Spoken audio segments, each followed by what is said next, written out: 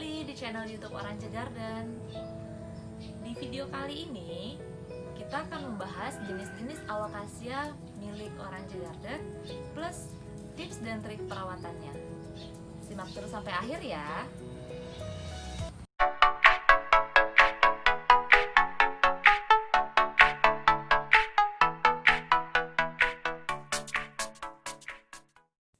Sebelum menonton video ini, yuk klik subscribe dan nyalakan loncengnya. Dengan subscribe nggak akan bikin kamu rugi kok, karena subscribe itu gratis dan mendukung kami membuat video-video yang lebih baik lagi. Yuk subscribe yuk. Nah teman-teman, udah pada tahu belum yang namanya alokasia?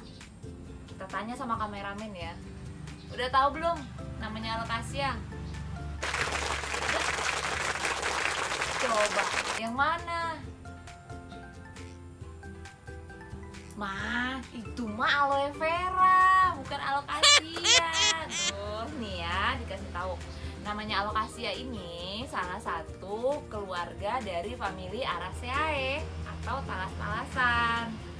Nah, alokasia sendiri sering disebut sente untuk membedakannya dengan colocasia dan caladium.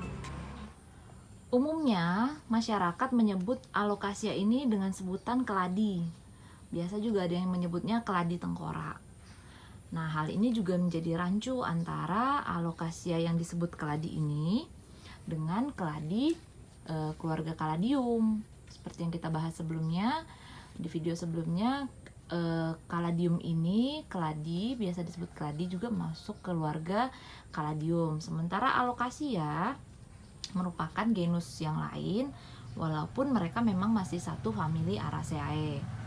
Nah, pembeda antara alokasia dan caladium ini adalah terletak pada umbinya. Umbi yang menjadi anakan dari alokasia maupun caladium ini. Anakan caladium akan muncul pada umbi utamanya. Jadi umbi utamanya yang berupa bonggol gitu akan mengeluarkan seperti bintil-bintil tunas yang akan menjadi anakan dari caladium ini. Sementara kalau alokasia, anakannya itu akan muncul pada umbi kecil yang terpisah dengan umbi utama dengan perantaraan satu jenis akar. Jadi jika kita nanti bongkar akarnya alokasia ini, kita akan melihat akar-akar yang kemudian menggembung menjadi seperti biji, dan itu terpisah dari umbi utama. Itulah yang akan menjadi umbi anakan dari alokasia. Berbeda dengan umbi dari caladium seperti yang kita lihat pada episode sebelumnya, umbinya itu adalah bonggolan besar yang kemudian ada bintil-bintilnya, anakannya itu dari bonggol utamanya itu. Sedangkan kalau alokasia anakannya terpisah dari umbi utamanya. Nah, itu merupakan salah satu perbedaan utama antara alokasia dan caladium. Nah, selain perbedaan, alokasia dan caladium ini memiliki persamaan juga. Apa itu? Yaitu mereka sama-sama memiliki masa dorman. Masa dorman sudah kita pelajari sebelumnya, adalah masa di mana tanaman itu menggugurkan semua daunnya sampai tidak ada daun sama sekali ketika mengalami kekeringan. Nah, kalau di hutan liar, di alam liar, alam habitatnya, alokasia ini akan menggugurkan daunnya semua ketika musim kemarau panjang. Nah, tapi kalau misalnya sudah dirawat di rumah, sudah diletakkan dalam pot, alokasia bisa mengalami dorman ketika media tanamnya ini kekeringan. Misalnya mungkin kita lupa menyiram, atau media yang kita gunakan itu terlalu kering, itu bisa menyebabkan tanaman kita menjadi dorman atau gugur daunnya. Tapi tidak masalah, hal ini biasa memang dalam keluarga alokasia maupun caladium, biasa dorman, asalkan umbinya masih sehat, masih tidak busuk, tanaman ini masih bisa diselamatkan. Kita tetap pelihara, rajin menyiram, maka kita akan bisa menumbuhkan tanaman alokasia maupun caladium yang baru, yang lebih sehat. Oke, demikian perbedaan dan persamaan dari Caladium dan Alocasia. Kita lanjut untuk membahas Alocasia, karena Caladium sudah kita bahas episode sebelumnya. Kita nggak bahas lagi Caladium, tapi kita bahas si Alocasia. Perbanyakan sama sih seperti dengan Caladium, perbanyakan si Alocasia ini juga ada dua cara, vegetatif maupun generatif. Kalau vegetatifnya melalui pemotongan umbi, umbinya bisa dipotong-potong, maupun dari biji umbi yang kecil-kecil itu yang nanti terpisah dari umbi utamanya. Dia juga bisa melalui perkembangan generatif atau melalui biji. Nah, bijinya itu dilakukan dengan menyerbukkan bunga alocasia, kemudian nanti bunganya itu menghasilkan biji, dan jika bijinya telah masak akan berwarna kemerahan, bisa dipetik, dibuang dagingnya, kemudian disemai. Nah, bunga alocasia itu seperti ini ya teman-teman. Sebentar, saya agak susah menuju ke situ. Nah, ini dia bunga alocasia.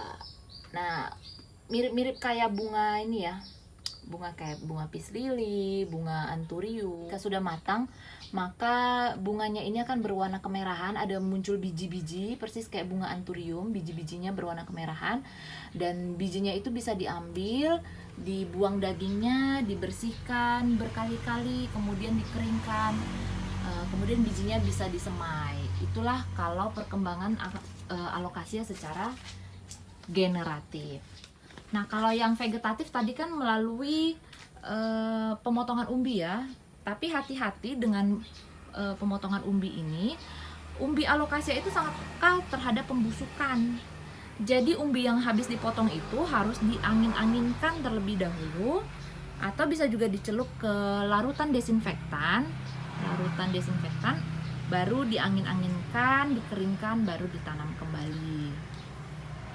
Begitulah untuk perbanyakan dari alocasia. Nah, media tanamnya seperti apa? Media tanaman alocasia ini haruslah dari bahan organik yang subur, sebab habitat asli alocasia itu adalah hutan hujan tropika basah, kayak hutan di Kalimantan ya. Nah, media tanamannya bisa disesuaikan dengan yang ada di daerah teman-teman sendiri. Misalnya ada cacahan pakis, atau ada daun bambu, atau ada andam. Yang pasti komposisinya harus porus, tidak menyimpan air, namun tetap bisa menjaga kelembapan dari media tanam itu sendiri. Untuk kesuburannya bisa ditambahkan dengan pupuk kandang, baik pupuk kotoran sapi maupun kambing. Semuanya learning by doing ya, seperti yang sudah saya sampaikan. Bisa dicoba-coba dengan media tanam apa aja yang cocok dengan lokasi teman-teman. Jadi misalnya di satu daerah cocok nih alocasia pakai daun bambu, tapi di daerah yang satu lagi nggak cocok karena mungkin udaranya berbeda, suhunya berbeda, kelembapannya berbeda. Bisa dicoba-coba dengan media tanam yang lain. Tidak ada patokan khusus harus media tanam apa, tapi haruslah kita memahami tanaman itu sendiri bagaimana. Kalau penempatannya, yang paling penting itu dia masih mendapatkan matahari. Sebenarnya karena memang dia tanaman hutan ya, dia nggak bisa langsung kena matahari langsung, karena kan dia biasa di bawah tutupan-tutupan pohon gitu ya, tutupan pohon, tapi tetap mendapatkan mataharinya. Ini matahari pagi ya, kebetulan ini kita lagi pagi-pagi syutingnya, sekarang masih jam 7 nih. Dia masih mendapatkan matahari pagi seperti ini, tapi dia tidak mendapatkan sinar matahari langsung.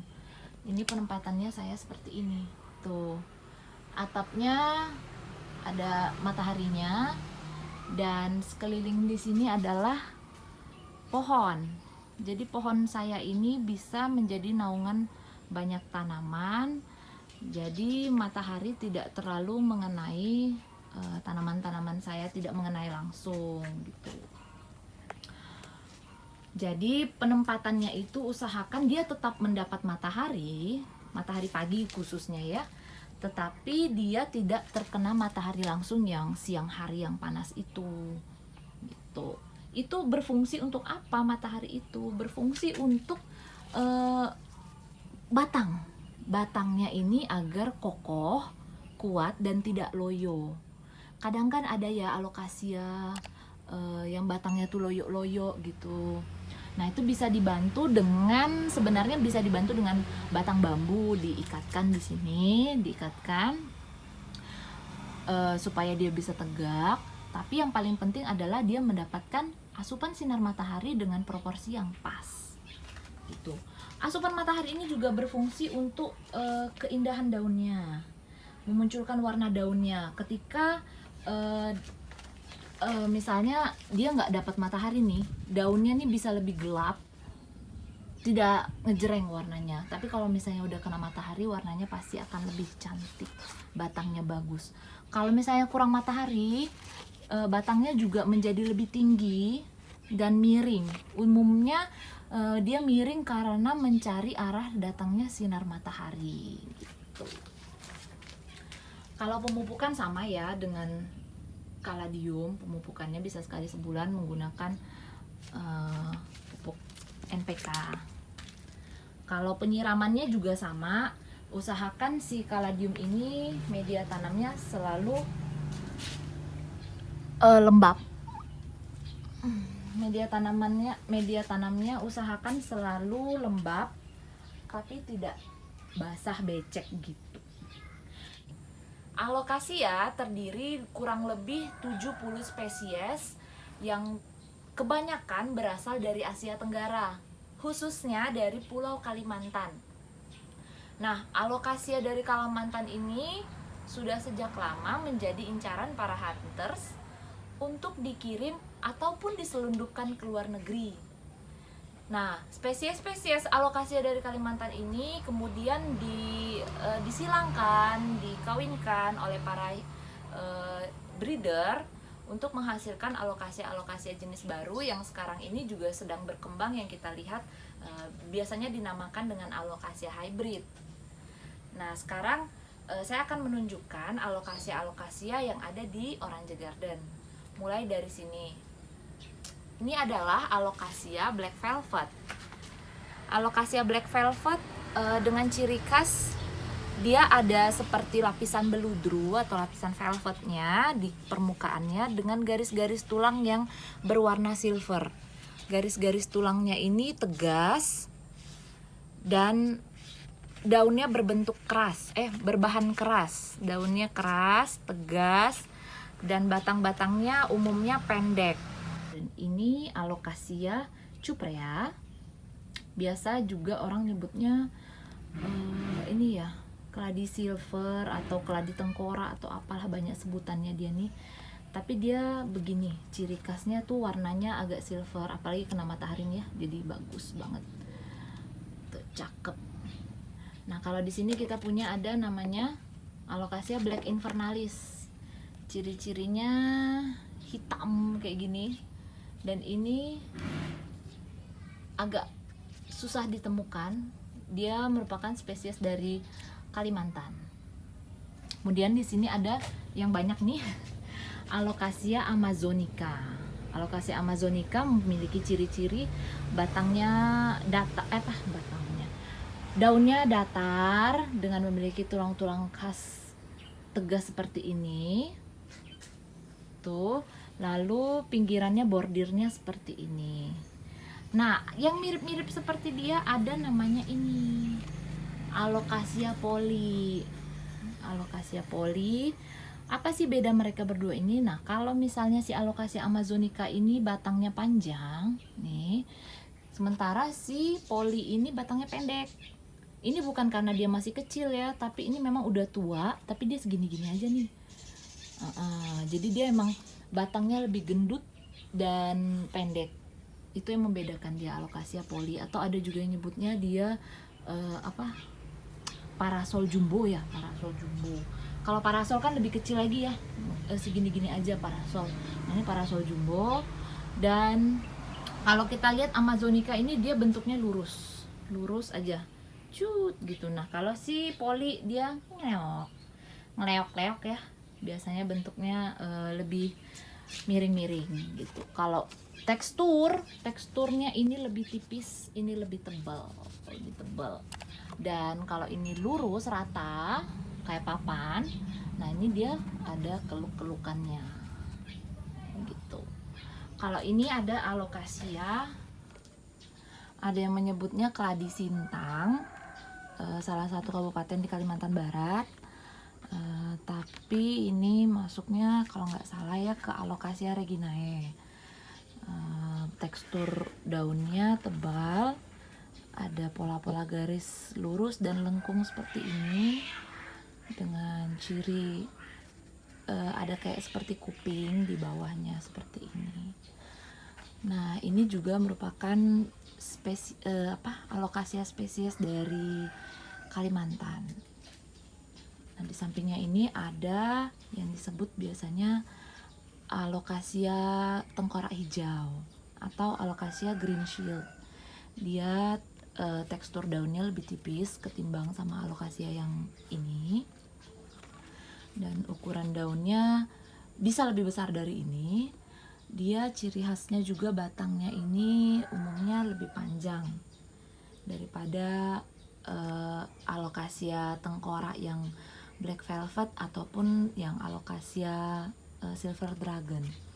Dia daunnya lebih tipis dan batangnya lebih panjang. Akan bisa lebih panjang lagi kalau misalnya dia kekurangan matahari ataupun mencari datangnya sinar matahari. Nah kalau yang ini Alocasia dari Pulau Kalimantan juga, jujur sebenarnya aku juga bingung nama Alocasia ini apa, karena udah nyari-nyari, banyak yang bilang ini longiloba, ada yang bilang ini apa gitu.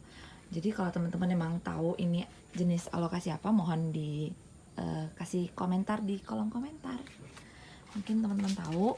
Nah dia batangnya itu seperti zebra juga, tuh ada motif-motif gitu, tapi bukan trigina ya. Nah dia ada batang pinknya juga seperti ini.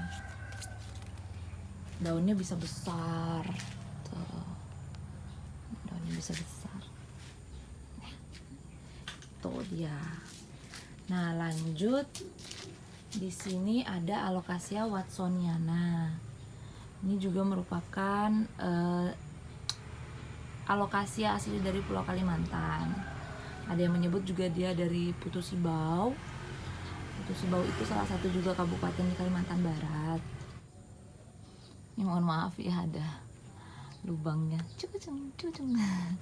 Nah dia teksturnya ini daunnya tipis. Lalu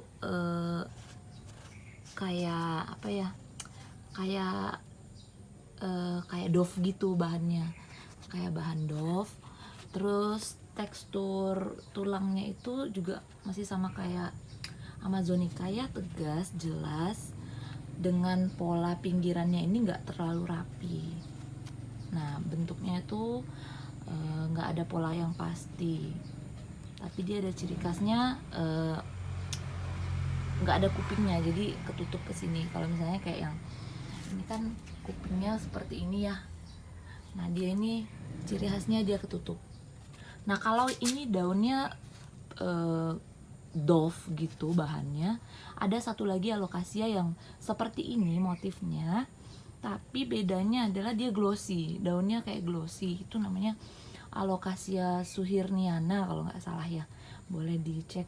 Alocasia suhirniana dengan motif yang sama, tetapi daunnya itu glossy. Ini bentuknya kalau dia masih kecil, masih anakan, si watsoniana. Nah yang terakhir, belum terakhir, maaf. Ini Alocasia frydek. Ada juga yang menyebut ini keladi neon. Dia formnya dia bisa besar, bisa lebih besar banget dari ini masih masih anakan banget nih, masih anakan banget. Jadi dia bisa besar. Khasnya dia itu daunnya ini berbentuk seperti Watsoniana, tapi dia bentuknya lebih kokoh. Daunnya ini lebih keras kalau ketimbang ini. Terus garis daunnya ini, tulang daunnya ini kayak glow in the dark, kan? Kayak glow in the dark gitu. Jadi makanya dibilang ada keladi neon, karena kayak bisa bercahaya gitu. Nah, ini yang terakhir yang mau saya kenalin, Alocasia cucullata. Alocasia cucullata ini umbinya gede. Nah, bentuknya seperti ini. Daunnya kayak hati ya, persis kayak hati. Berbeda sama alocasia lain, dia berbentuk hati. Dan batangnya ini formasinya seperti ini.